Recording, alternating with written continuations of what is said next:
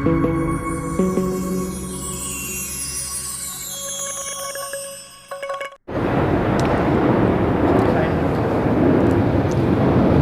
آخر میں اس طرف بھی آپ حضرات کی توجہ دلانا چاہتا ہوں کہ ایران کی طرف سے دھمکیوں کا ایک سلسلہ اسرائیل کے خلاف آپ حضرات سوشل میڈیا، پرنٹ میڈیا کے ذریعے آپ حضرات ملاحظہ کر رہے ہو۔ آپ جب اسرائیل اور فلسطین کی اس لڑائی کی تاریخ کو پڑھو گے تو ایران نے ہمیشہ صرف دھمکیوں کا سہارا لے کر امت مسلمہ کا ہیرو بننے کی کوشش کی ہے۔ آج تک جو پہلا معرکہ 1947 کے آخر میں شروع ہوا تھا، عرب اور اسرائیل کی لڑائی، اور اس کے بعد 1967 میں ایک لڑائی عرب اور اسرائیل کے درمیان ہوئی تھی۔ 2023 تک 4 بڑی جنگیں اسرائیل، فلسطین اور عرب کے درمیان ہوئی ہے۔ ان جنگوں کے اندر آپ کو مصر لڑتا ہوا نظر آئے گا، شام آپ کو لڑتا ہوا نظر آئے گا، لبنان اور اردن آپ کو لڑتا ہوا نظر آئے گا۔ ایران نے اس دور سے لے کر آج کے دور تک صرف دھمکیوں کا سہارا لیا ہے تاکہ امت کی ہمدردیاں ایران کے ساتھ ہوں، تاکہ امت ایران کو اپنا ہیرو سمجھیں۔ لیکن جب آپ تاریخ کو پڑھتے ہو، جب بھی اگر مسلمانوں کے خلاف اقدام کی بات آئی ہے تو ایران نے دھمکیوں کا سہارا نہیں لیا، باقاعدہ لوگوں کو ٹرین کر کے فورسز بنا کر کبھی شام بھیجا، اپنی فورسز بنا کر کبھی وہ یمن بھیجتے ہیں۔ براہ راست اسلامی ملکوں کے اندر مداخلت، دہشت گردی، قتل و غارت گیری اور اسلامی ملک کے اندر انتشار کے لیے عملی اقدام ایران نے کیا ہے۔ لیکن جب بات فلسطین کی آتی ہے، دھمکیوں کا سہارا لے کر خاموشی اختیار کی جاتی ہے، اور جب بات عراق کے اندر امریکہ کی آئی تھی تو ایران خاموش بیٹھا رہا۔ افغانستان کے اندر امریکہ آیا تھا تو یہ ایران خاموش بیٹھا رہا۔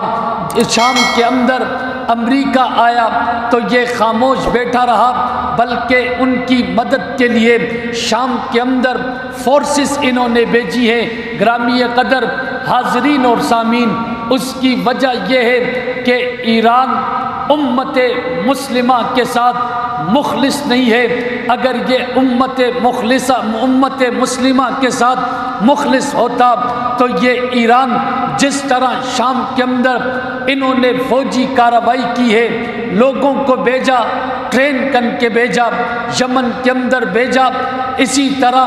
عراق کے اندر بھیجا، اسی طرح دیگر ممالک کے اندر ایران اسلامی ممالک میں مداخلت کرتا ہے۔ لیکن 1947 عرب اور اسی طرح اسرائیل کی لڑائی سے لے کر آج 2023 تک ایران صرف باتیں کرتا رہا، ایران صرف بیان دیتا رہا، ایران صرف دھمکیاں دیتا رہا۔ عملی میدان کے اندر اگر کوئی مرد میدان کے اندر تھے تو وہ فلسطین کے وہ نوجوان تھے، فلسطین کے وہ مجاہد تھے، فلسطین کے وہ مرد تھے، فلسطین کے ان ماؤں کے بیٹے تھے جنہوں نے مسجد اقصیٰ کے تحفظ کے لیے 1947 سے لے کر 2023 تک قربانیاں دیتے رہے، ظلم اور جبر برداشت کرتے رہے، ہر ایک ظلم کے سامنے سیسا پگھلائی ہوئی دیوار بنتے رہے۔ کسی نے فلسطین کے ان نوجوانوں کے جذبات کے لیے کیا خوب کہا، کیا خوب جملہ کہا۔ وہ جملہ یہ تھا کہ فلسطین کے مسلمانوں کے ایمانی جذبات اور ان کا ایمانی ولولہ اسرائیل کی اوقات سے بہت بلند ہے۔ اسرائیل کی اوقات سے بہت بلند ہے اور آج بھی صرف بیان بازیاں کی جاتی ہے۔ اس کے لیے عملی اقدام امت مسلمہ کو کرنا چاہیے۔ اور ایک وقت وہ تھا کہ جب سلطان عبد الحمید سے یہودیوں کا ایک وفد ملا اور انہوں نے کہا کہ ہمیں اس فلسطین کی سرزمین پر ہمیں کچھ علاقہ آپ دے دیجئے، ہم مالی طور پر ہر انداز میں آپ کے معاون رہیں گے، ہم آپ کے ماتحت رہ کر اپنے ان علاقوں میں آپ کی سربراہی کے اندر، آپ کی ماتحتی کے اندر ہم آبادکاری کریں گے، ہم آپ کی حکومت کے وفادار بنیں گے۔ سلطان عبد الحمید نے زمین سے ایک تنکا اٹھا کر کہا کہ اگر تم مجھ سے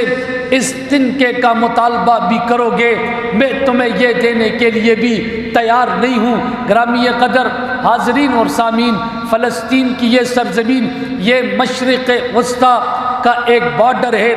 جہاں پر عرصے دراز سے، آج سے نہیں بلکہ سابقہ ادوار سے اور بہت پرانے زمانے میں ہر ایک بادشاہ کی نظر اس علاقے پر رہی، ہر ایک طاقت کی نظر اس علاقے پر رہی۔ اگر وہ دور ابراہیمی ہو جس میں نمرود کی حکومت تھی تو یہ علاقہ ان کے زیر تسلط رہا۔ اگر وہ دور بخت نصر کا ہو تو انہوں نے یہاں پر قتل و غارت گیری کر کے اس پر قبضہ کیا۔ اگر وہ رومیوں کا دور ہو اس علاقے پر انہوں نے قبضہ کیا۔ اگر فارسیوں کا دور ہو اس علاقے پر انہوں نے قبضہ کیا۔ اگر قریب کے دور کے اندر برطانیہ کی شہنشاہی سلطنت ہو تو اس جگہ پر انہوں نے قبضہ کیا۔ اور پھر آخر میں اگر دور امریکہ کا ہو تو اس جگہ پر اسرائیل کو بٹھا کر اس کی سرپرستی کر کے اس علاقے کو اپنے ماتحت کر کے اپنی سرپرستی کے اندر اپنے زیر نگین کر کے امت مسلمہ اور پورے عالم پر حکومت کرنا چاہتے ہیں۔ انشاءاللہ العزیز امت مسلمہ روز اول سے لے کر آج تک فلسطین مسلمانوں کی جد و جہد کے ساتھ کھڑی ہے، ان کی قربانیوں کو سلام عقیدت، سلام محبت پیش کر رہی ہے۔ اور انشاءاللہ وہ وقت دور نہیں ہے کہ جب فلسطین کے مسلمان اپنے جذبات سے اسرائیل کی ریاست جس کی براہ راست پشت پناہی یورپ، برطانیہ، امریکہ کر رہا ہے، پہلی جنگ عظیم میں جب پورے عالم کا نظام درم برم تھا، یہودیوں کی آبادکاری برطانیہ نے کی۔ پھر دوسری جنگ عظیم کے بعد اقوام متحدہ کا ایک بے حس ادارہ بنا، جس ادارے کا سہارا لے کر انہوں نے دو تقسیمیں عرب کی سرزمین پر کی، ایک کو فلسطین کا نام دے کر اور ایک کو اسرائیل کا نام دے کر 1948 میں یہ غلط بنیاد رکھی۔ میرا سوال یہ ہے، اقوام متحدہ کا وجود اس لیے تھا تاکہ عالم میں امن و امان قائم کیا جائے، عالم کے اندر وہ مساوات قائم کیا جائے، عالم کے اندر انتشار فتنے اور فساد کو ختم کیا جائے۔ لیکن میں نے دیکھا کہ 1947 کے آخر سے جو جنگ شروع ہوئی 2023 تک یہ اقوام متحدہ کی غلط پالیسی اور اقوام متحدہ کی سرپرستی کے اندر اقوام عالم کا امن تیز اور بالا کیا گیا۔ اور جب روس کی طرف سے اس جنگ بندی کے خلاف قرارداد پچھلے دنوں پیش کی گئی تو اس کی مخالفت کر کے اسے اقوام متحدہ کے فورم میں منظور ہونے نہیں دیا گیا۔ یہ تمام کی تمام منافقت امت مسلمہ کو معلوم ہونی چاہیے، ہمارے بے حس حکمرانوں کو معلوم ہونی چاہیے، عرب اور عجم میں پھیلے ہوئے مسلمانوں کو معلوم ہونا چاہیے کہ اقوام متحدہ کفر کی سرپرستی کرتا ہے، اقوام متحدہ امن کی بات تب کرتا ہے جب کفر کے اوپر اسلام یلغار کرے، لیکن جب کفر اسلام پر یلغار کرتا ہے، معصوموں کو شہید کرتا ہے، عورتوں پر بمباری کرتا ہے، عام عوام الناس کو وہ گولہ اور بارود کی زد میں لاتا ہے، تب اقوام متحدہ خاموشی کی نیند سوتا ہے۔ لیکن جب امت مسلمہ اپنا بدلہ اور دفاع کے لیے جب میدان کے اندر آتے ہیں، تب جا کر اقوام متحدہ امن کی بات کرتا ہے، امن کی قراردادیں پیش کی جاتی ہے۔ لہٰذا